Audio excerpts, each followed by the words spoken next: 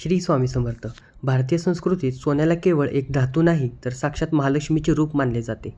आपल्यापैकी प्रत्येकजण आयुष्यात कधी ना कधी सोने खरेदी करतो, मग ते गुंतवणुकीसाठी असो किंवा दागिन्यांसाठी. पण तुम्हाला माहिती आहे का, सोनं खरेदी करण्याची सुद्धा एक विशिष्ट पद्धत आणि आध्यात्मिक शास्त्र आहे. अनेकदा आपण सोने खरेदी करतो, पण ते घरी आल्यावर टिकत नाही किंवा काही कारणास्तव ते विकावे लागते किंवा गहाण ठेवावे लागते. असे का घडते? कारण सोने खरेदी करताना आपली ऊर्जा आणि आपले शब्द खूप महत्त्वाचे असतात.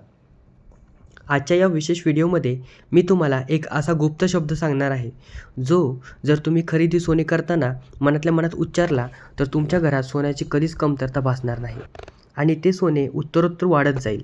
हा शब्द कोणता आणि सोने खरेदीचा नियम काय आहे हे जाणून घेण्यासाठी व्हिडिओ शेवटपर्यंत नक्की पहा. सोने हा धातू ज्योतिषशास्त्रात गुरु ग्रहाशी संबंधित आहे. गुरु हा ग्रह धन, समृद्धी, ज्ञान आणि भाग्याचा कारक मानला जातो. तसेच सोन्याचा पिवळा रंग महालक्ष्मीला अत्यंत प्रिय आहे. सोने हा धातू आहे जो ऊर्जा लवकर शोषून घेतो. जर तुम्ही आनंदाने आणि सकारात्मक विचाराने सोने खरेदी केले तर ते तुमच्या आयुष्यात समृद्धी घेऊन येते. सोने परिधान केल्याने कुंडलीतील गुरु आणि शुक्र दोन्ही प्रबळ होतात, ज्यामुळे भौतिक सुख आणि ऐश्वर्य प्राप्त होते. सोने खरेदी करताना म्हणायचा तो चमत्कारिक शब्द आपण पाहूयात. आता आपण त्या मुख्य विषयाकडे वळूया.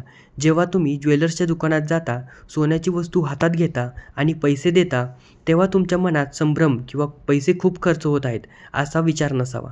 त्याऐवजी तो दागिना हातात घेतल्यावर डोळे मिटून मनातल्या मनात हा शब्द म्हणा: श्रीराम, श्रम किंवा कृतज्ञता. हेच का म्हणावे? श्रीम हा महालक्ष्मीचा बीजमंत्र आहे.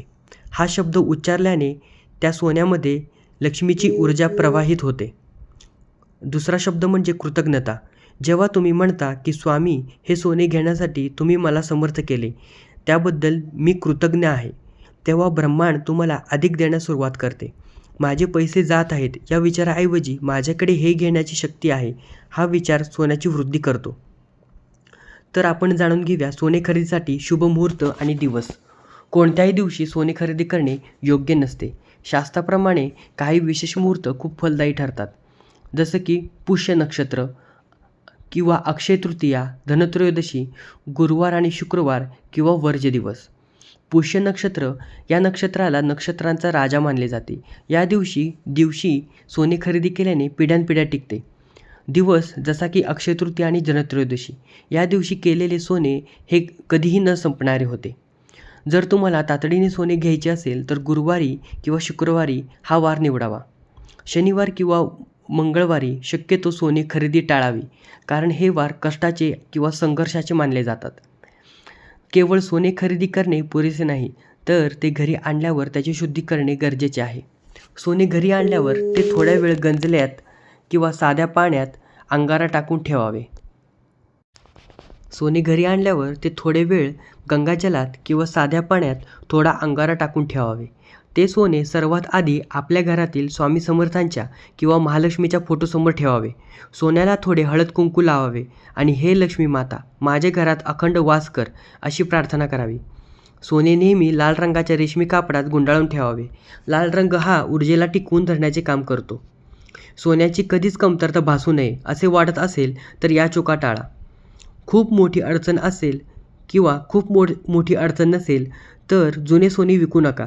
जर विकायचे असेल तर त्या पैशातून लगेच सोने नवीन खरेदी करा. तुमचे वैयक्तिक सोने कोणालाही घालण्यासाठी देऊ नका. यामुळे तुमची भाग्योदय ऊर्जा विभागली जाते. शक्यतो सोने गहाण ठेवणे टाळावे. जर ठेवावे लागलेच तर ते सोडवण्याचा संकल्प रोज करा. एका जागृत ग्राहक म्हणून आध्यात्मिक उपायांसोबत व्यावहारिक बाजूही तपासा.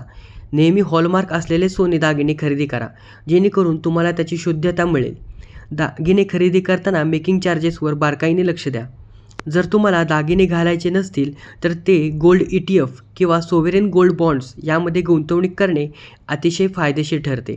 भक्त हो, सोने हे केवळ ऐश्वर्य नाही तर ते तुमच्या कष्टाचे फळ आहे. जेव्हा तुम्ही स्वामींच्या नामाचा जयघोष करता आणि कृतज्ञतेच्या भावनेने सोने खरेदी करता, तेव्हा ते सोने तुमच्या आयुष्यात आनंदाचा प्रकाश घेऊन येते. अशक्य ही शक्य करतील स्वामी या वचनावर विश्वास ठेवा आणि तुमची प्रगती पहा. तुम्हाला हा व्हिडिओ कसा वाटला? तुमच्याकडे सोन्याचे काही दागिने आहेत का? कमेंटमध्ये श्री स्वामी समर्थ नक्की लिहा. हा व्हिडिओ तुमच्या मित्रमैत्रिणींना आणि कुटुंबाला शेअर करा, जेणेकरून त्यांच्याही घरात समृद्धी येईल. चॅनलला सबस्क्राईब करायला विसरू नका आणि पुन्हा भेटूया अशाच एका माहितीपूर्ण व्हिडिओसह. धन्यवाद. श्री स्वामी समर्थ.